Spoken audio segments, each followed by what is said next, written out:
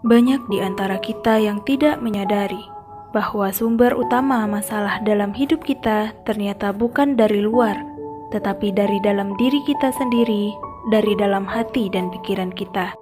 Itulah sebab Islam mengajarkan keimanan kepada yang gaib, kepada Allah, pengaturan Allah, ilmu Allah, qada dan qadar Allah yang harus kita yakini dengan benar, kuat, dan jernih.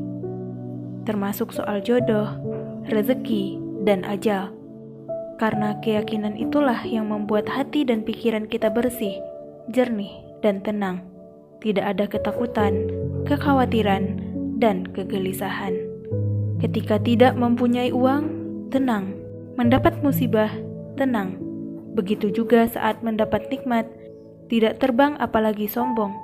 Biasa saja. Begitulah hati dan pikiran jika bersih.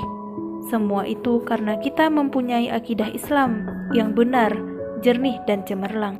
Oleh karena itu, bersihkan hati, berpikirlah dengan kekuatan Allah, bukan kekuatan makhluk. Saat itulah kita akan menemukan berbagai keajaiban dalam hidup.